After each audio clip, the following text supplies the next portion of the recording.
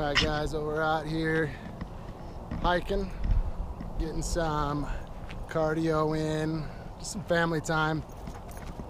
One of the biggest things that we notice with all athletes in general, especially athletes that are training themselves, is that desire to just be going balls out all the time. And we just want to make sure that we're doing everything we can to get better, to improve. We don't want to ever look back and say, oh man, I didn't push as hard as I could. But sometimes what we don't realize is that our body's actually not in a position to maximize and push like that. Sometimes actually training as hard as you can means training intelligently and taking it down a notch and recovering. So that's what this is for us today. We're coming out and hiking. We hiked about 2 miles and did about, 1,000 feet of elevation. Keeping our heart rate in that like 130 to 150 zone that we always talk about as far as our cardiac output goes. So if you think about it, if you're trying to train maximally all the time, your body's gonna break down. You're not going to be able to perform. You're going to have that day you go in and you feel like crap and you're not pushing as hard as you need to actually get better. Even though you're training as hard as you can that day, you are not actually training maximally. So especially for the action sports athletes who are adding into conditioning and strength training into their programming, when you're going out and doing the road biking, let's talk about motocross. So when these motocross guys are going out and riding their road bikes and they're going as hard and fast as they can, trying to push that anaerobic threshold, maxing it out, tapping it out every time they're on the bike, and then they're riding as hard as they can when they're on the bike, you're not actually doing what you think you are. All you're doing is breaking your body down more and you're not actually improving it. Charlie Francis was the innovator behind the high-low system. For those of you guys who don't know who Charlie Francis is, he's one of the most successful Olympic track coaches out there. Worked with all sorts of athletes and just really brought awareness to this high-low principle. So high intensity on your central nervous system and low intensity on your central nervous system.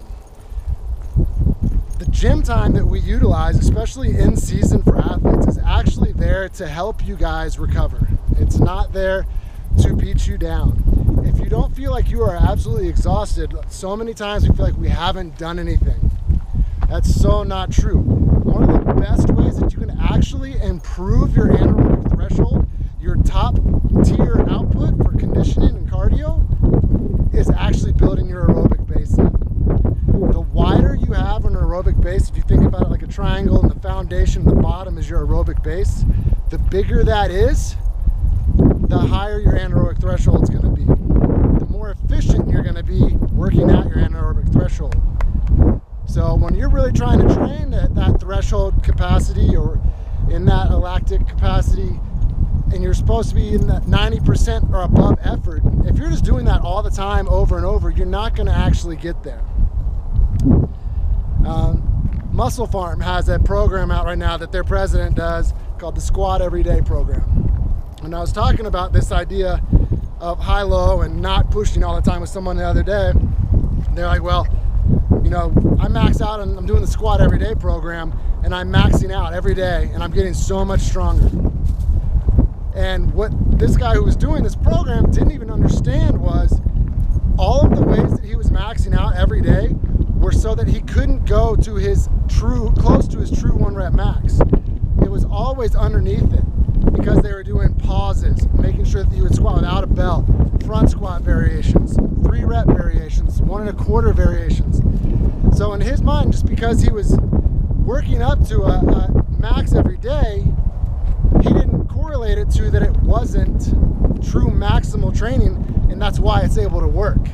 It's an incredible program that, if done right, can really put on huge gains on your squat really quickly.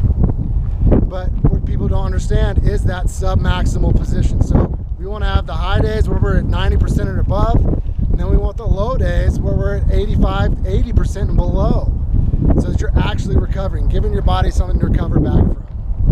So that's where the cardiac output methods that we use come in.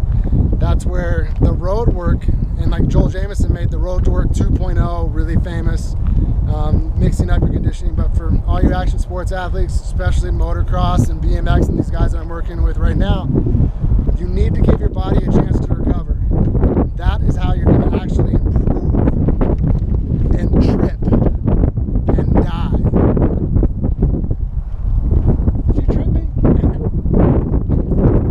She tripped me.